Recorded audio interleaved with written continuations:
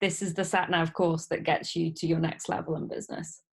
I'm super pumped to be able to share this awesome case study with you from Ali. Ali is an amazing massage and aromatherapist from the UK, and she's going to share her story of how her mindset shift really changed the game massively for her business, for her to be able to consistently double her client base every single week, and now go on to do bigger and better things. So I'm really excited to share her story with you. Listen right through to the end because she's got an amazing analogy I want to share with you, and I know that you'll love it and you get a lot from it.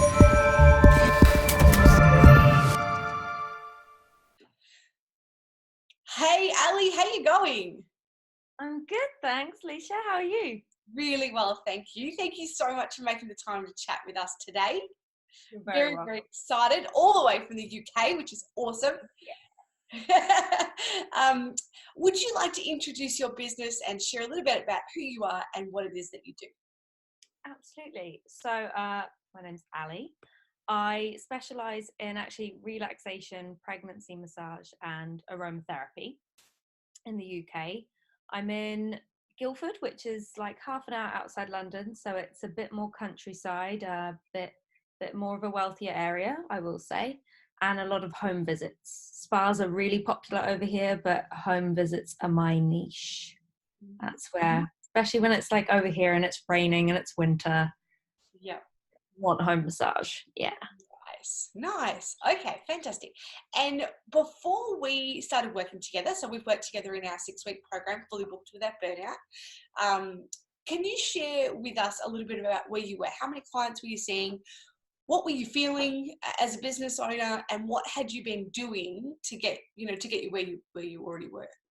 Yeah, absolutely. So, like, my idea of a fully booked week would be 15 clients, and I was probably only seeing around about 6, starting to see 7, 8. And it was almost like as the momentum was building, I was realizing that there wasn't systems in place. I was a bit like, oh, okay, I want this growth, but how do I get there without, I could just see burnout on the corner, like round the horizon. And I was like, well, how do I get from where I am to where I want to go without that happening? And I was like, I need systems, I need systems, I need systems. And then I'd already read your book and been part of the group. So I was like, right, let's commit to this course and see if we can get those systems in place. Nice. And I think you make a great point there, because what can happen is if we're seeing, 6, 7 clients a week, but we're filling our week with figuring the on the business stuff that we don't really know what we're doing, but we're kind of, I'm just going to run on the hamster wheel anyway, just to Mm-hmm. kind of, I want to feel like I'm busy. So Yeah. I'm just going to do some stuff. But what's happening in the doing of the stuff is that I'm kind of feeling like I'm nearly getting burnt out, but I'm not even at capacity yet. And so there's this kind of weird stage that a lot of business owners go through where they feel like if I grow, I'll burn out. But if I don't grow, I'll go broke. Like there's this it's really strange kind of place. Where am I? Yeah, Yeah. yeah, yeah. Okay, fantastic. And what kind of marketing steps had you done before we started working together? So I'd got my website all up and running. Luckily, I had a background in content marketing, so I kind of knew like all the email marketing stuff and everything. Yeah. Um, Big on social media, but like you said, I was on it all the time, and if I wasn't on it, I was like, oh my god, I'm losing customers. I should be on it all the time, but you don't need to be. Once you get all those systems in place, it just, you can step away from the marketing. Yes. Yeah. But a good thing. Absolutely. And that's kind of the point to getting it all set up properly, is that it's like James calls it, you can jet on with excellence and then you can jet off with excellence.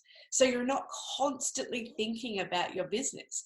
There Yeah. is a way to actually go, great, this is my day off, which means it's a day off. I'm going to read a book. I call them my fluffy pants days. I've got these really hideously ugly pair of fluffy pants that I put on, and it's like, I don't look at me, don't touch me, don't speak to me. This is my ugly pants days, and I'm just chilling. All for PJ days. Yeah, Yes. absolutely. Yeah, so good. And guilt free, because everything else has actually been handled with the structure that you've created. Yeah, I Yeah, love that's the most important thing. I think that's really hard when you're self-employed and you're just starting out, because you're just you're so convinced that it will all crumble in a moment, but it really doesn't. Yeah. Which is great. Yeah, nice. Okay, so we started working together. What was the first kind of aha moment as we were going through the Fully Booked Without Burnout course? Oh my God. So I was convinced I needed systems. I was like, week 4. Week 4's the week I need, So not true. Week 1 was just mind blowing. Like all the breakthrough stuff happened in week 1 for me. It was such a game changer. Just the above and below the line, the spiral dynamics, just revolutionized the way I thought about my business and really called me out on what I was doing well and what I wasn't doing well.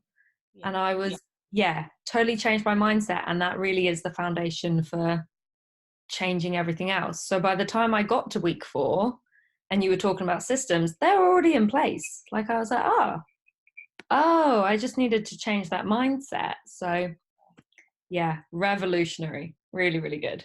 So for those who don't know what above the line is or below the line, do you want to maybe share your version and how you interpret that for your own life and for your business?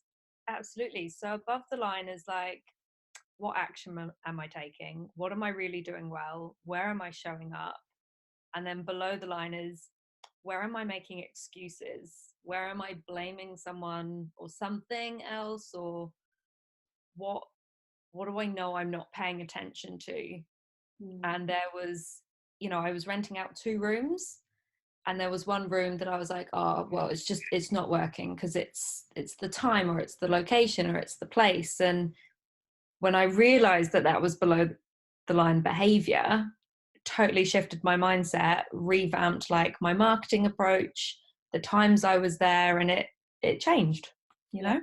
Everything starts to change, and which is why we start with week 1 is mindset.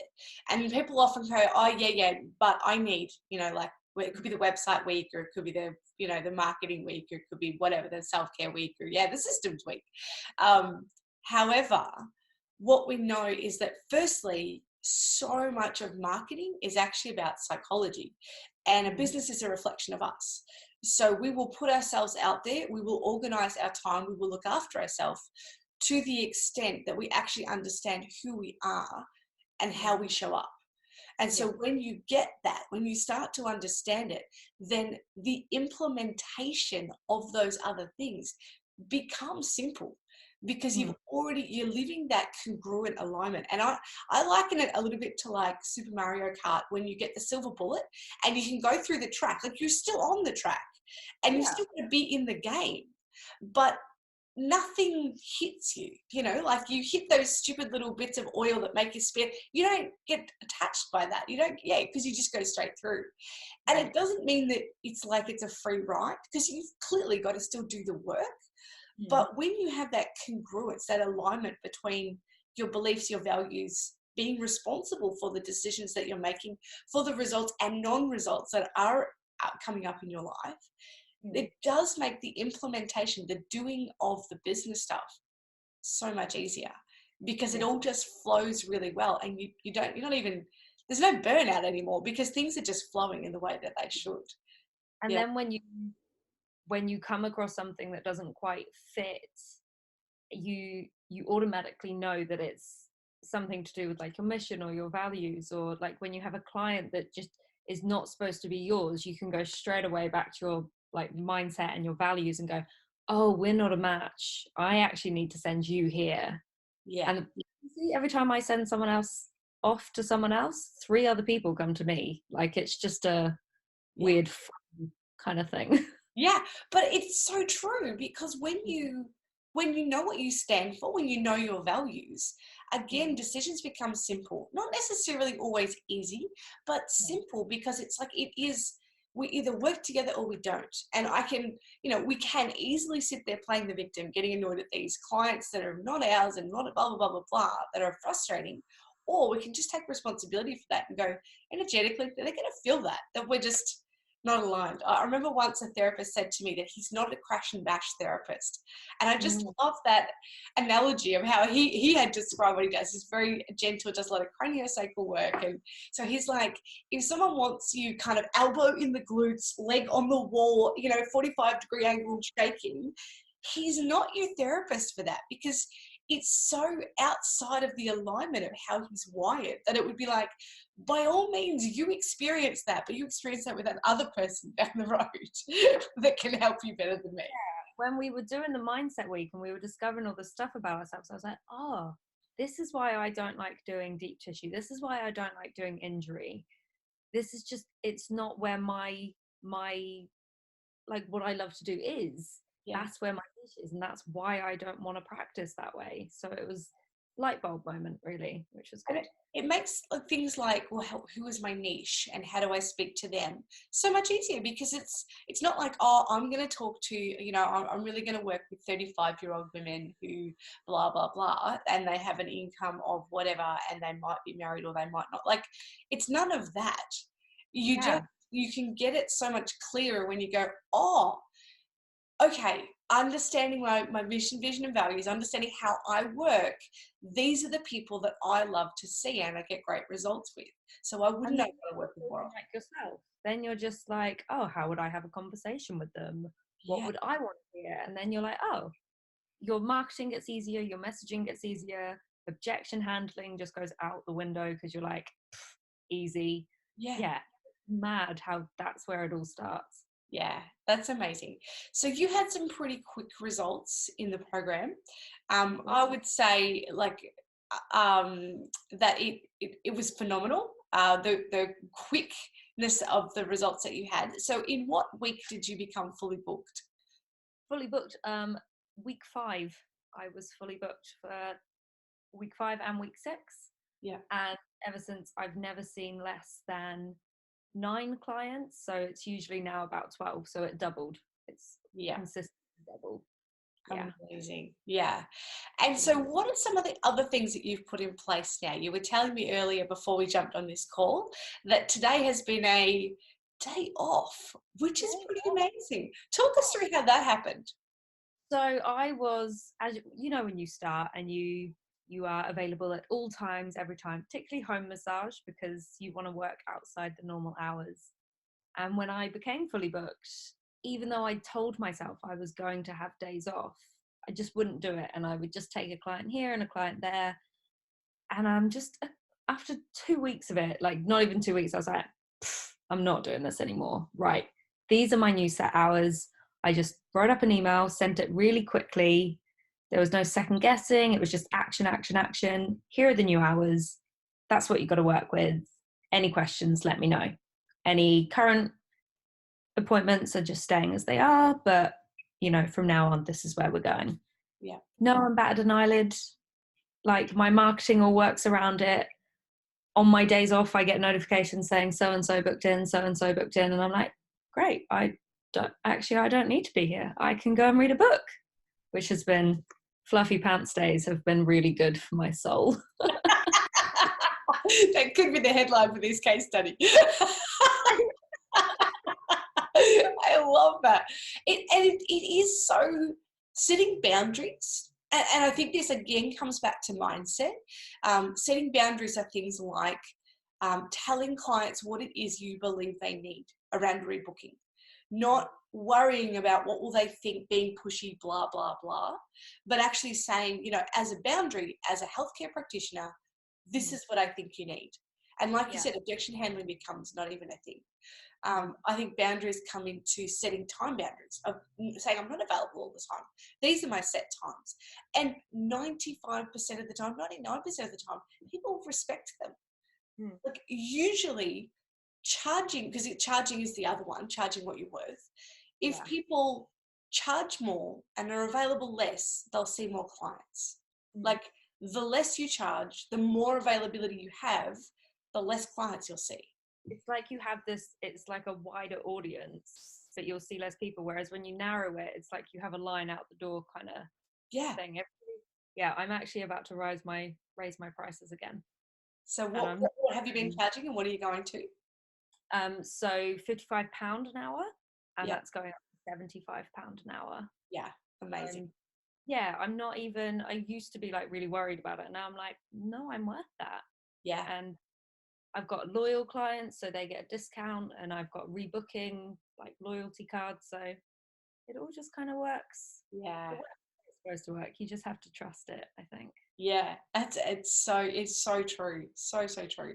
So what about Facebook Lives? I noticed that you've had the courage to do some Facebook Lives. How did you get the courage to do that, for those listening? Because a lot of people look at Facebook Lives and think to themselves, nope, like, nope, it's good for Yeah. you, Leash, because you do them all the time, but nope.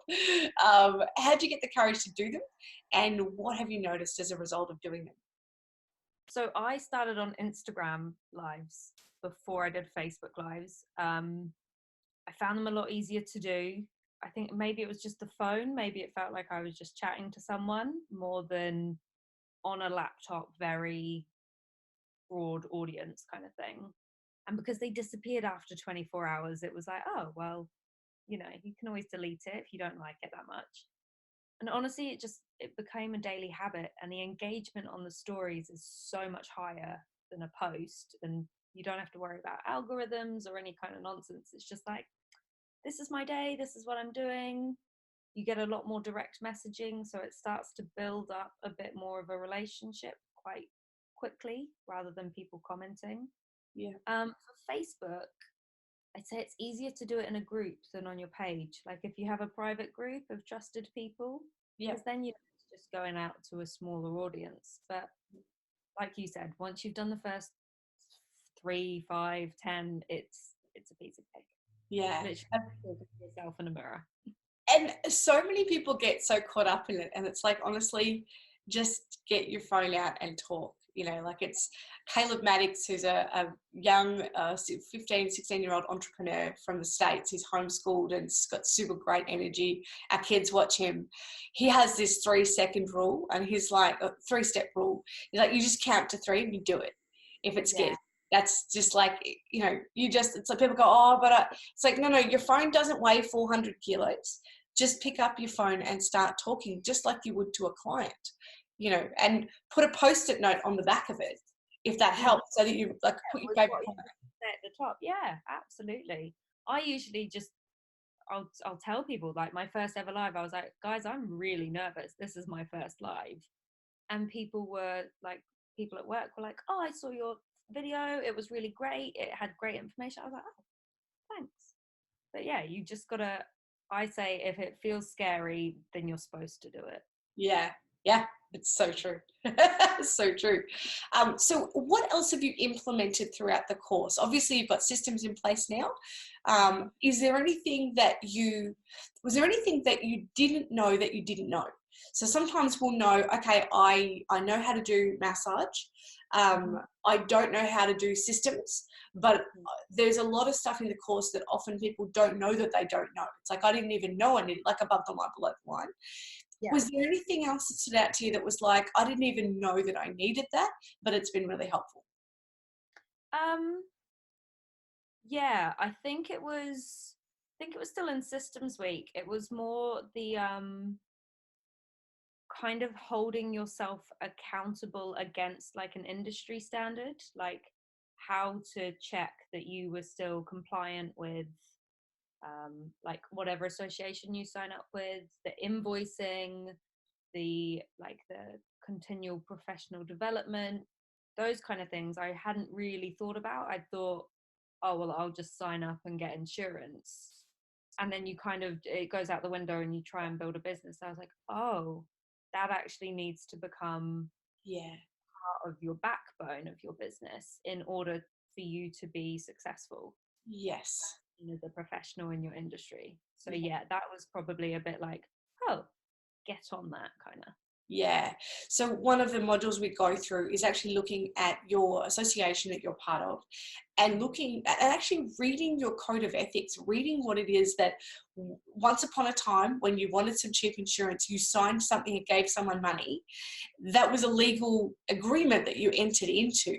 Have you ever gone back and read it? Now, some people love to read through documents and details and stuff, and kudos to you guys. That's fantastic. For a majority of therapists that just wanted cheap insurance, that's not the case. And I know I was the same. And it wasn't until we were audited that I was like, what standards am I actually having to live by? Like, I just assumed that I was being ethical because I'm honest, like I'm ridiculously honest, and I'm writing on my notes and stuff like that. Like, but when I started to read it, I realized that there were things that we hadn't been doing that we needed to go back and fix, which was amazing. And I was actually super grateful for the audit because it highlighted a bunch of stuff. Um, Yeah. and yeah, and even with the health funds and things like that, making sure that you are compliant. And like in Australia, you sign up to every single individual health fund. You have an individual agreement with them. Which Mm. again, if you've got 30 different agreements, have you ever read those things? It's like, well, of course not. Like, oh, Yeah. I'm bored, I'm going to go wash my hair. Hello. Like, I've got no interest in doing that. However, I have again signed a legal document to say that I will give you a, postcode, and I'll give you give you access to records if they're required for your members and blah, blah, blah. Like, just making sure that you actually know that you have signed to that agreement, I think is it. It's really good to know, and to just go back and check once a year. Yeah, it made me go through all. I realized, like, my client notes, I didn't have consistent ways of dating them, and the invoices, like, some were sent, some weren't. And so I just really went back through and was like, okay, let's get this all up to scratch, which is quite nice when you're still quite a new business, because then it's just, you Easy. don't have to go through a lot. And over here we have the GDPR, so there's really strict data rules on what you can hold, how you hold it, how it's protected. So making sure all of that was just dotted I's and crossed T's was really valuable. Yeah, Yeah. absolutely. Yeah, fantastic. And what else have you implemented throughout the course, or what else did you enjoy through the process that you would like to share about today? I remember I messaged you, I think it was like week 2, and no, it must have been week 3, because it was James's week, and James had just gone on like this marketing spree. I had a marketing background, but I didn't know. And like, you should have a business value proposition and a style guide, and it all just seems like a lot of fluff that you don't need. Yeah. I just went to town and I created like this 16-page document with the logos, the branding, the fonts, the colors, the ideal clients, the pictures that we're going to use. It's made everything so much easier. So now when I create like a new brochure or a new voucher or a new loyalty card, I'm like, oh, we can use those images. That's the font. That's done. Yeah. It's everything else so much easier and more seamless when Yeah. that's your backbone. Yeah, absolutely. So for those who have no idea around what the heck Ali has just said, a style guide is about having consistent branding. And branding is things like your logo, the messaging that you put out there, but it's actually, it's kind of like, James has an analogy that he's like, imagine if you went to coffee with a friend and every time you saw them, they had a different face. He's like, it would be weird. You wouldn't know who you were talking to. But often we do that in business when we're not consistent with our messaging, we're not consistent with the way we're showing up to our community. And so getting a style guide is literally like a Word document that has everything. And it's like spending some time, like you did. It doesn't have to be a 16-page amazing big kahuna, but having a few pages there that's basically like, when you go to your computer and you sit down in front of it and go, this is my marketing time. Oh, look, funny cats. Right. And what was I doing again? It gives you that springboard to go, okay, open up the document. This is my mission, vision, and values. This is a client that I see. This is what my branding looks like. Oh, I know how I'm going to create an ad this week, and off you go. Or I know how I'm going to make a brochure this week, and off you go. And it just makes everything so much easier. But again, if you don't know that you need a style guide, then how on earth do you know? Because you don't know what you don't know. Yeah. And that was something, the only reason I had heard of that kind of thing was because James was a designer and a digital marketer, and it certainly helped with one of those dinner table conversations that he'd always talk about, oh, you've got to be consistent, you've got to be consistent. And he would consistently tell me that. And so we just did have consistent branding at the clinic based on what he was always banging on about to his clients. I was like, oh, well, okay, I'll be consistent. One font, no more than 2 fonts, only 1 font. Right, okay, so pick 1 font and go with it, never pick Comic Sans. With like little things that, as a non-designy person, I'm a massage therapist. I don't look at my marketing and think, oh, that's lovely design. It's like, no, it's got all my information. It's like, yes, but it's hideously ugly. So take off 50 different fonts and just put 1 font and instantly everything will look better. And then remove half the crap that you think is important because no one cares, and make it legible. Basically put your business name, a nice photo, one thing that you do, and your phone number or your website or both, and that's it. That's about all you need. Oh yeah, the Facebook ads were really good as well. Like when we were doing that, and it was like, oh, this is the template of the words you can and should use for these adverts.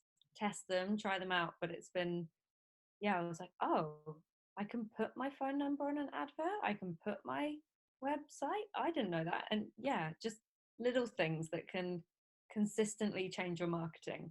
Yeah, fantastic. That's it. It is just sometimes the 1% is the difference that makes a difference, and having that guidance to go. It's kind of like having a light shine, like in the dark. Like, right, step there, step there, step there, step there. I say it's a Yeah. little bit like massage business paint by numbers, because it's kind of like, all the ones are yellow, all the twos are green, and it just kind of makes things work and kind of flow through much easier. Are there things that you're still implementing now? Yeah, of course. There's always this course, if it taught me anything, it's that there's always another level. So when I started Fully Booked Without Burnout, I was like a level 3. I was kind of figuring out where I wanted to be and how to defy the tribe and do it all on my own.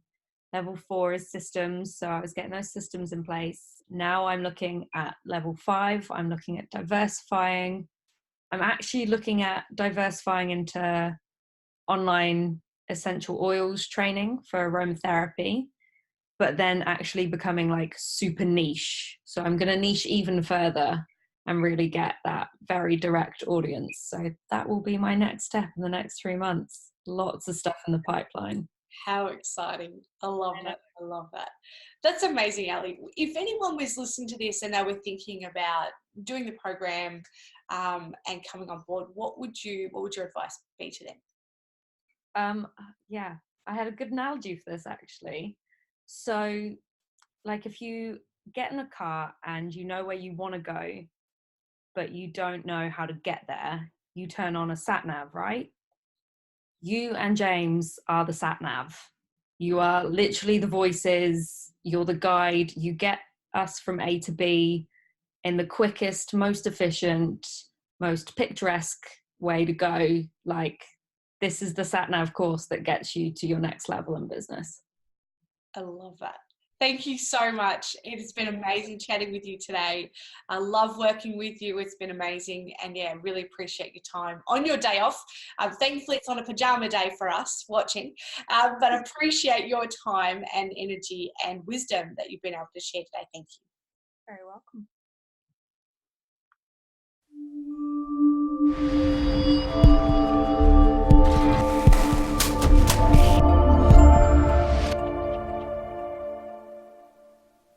Awesome was that. It's so incredible to be able to hear people's story, listen to what they've done, and hear her share the kinds of things that she's been able to implement. I'm really excited if you're watching this and you want to get in touch, and clearly you're probably going to be chatting to one of our team. We would love to be able to help support you on your journey so that you can discover how mindset can help to shift your business, take it all to the next level, and really get clear on not just where you're going, but how to actually get there. Just like her amazing sat nav analogy, to be able to go, great, I know where I want to go. I'm in my car right now, my business, and I actually have no idea how to get there. And what we do in Fully Booked Without Burnout is really just guide you through the process to make it smoother, make it easier, to make it so that it actually frees up your time and make your business run a whole lot easier. And we look forward to being able to help you turn your passion into a rocking business.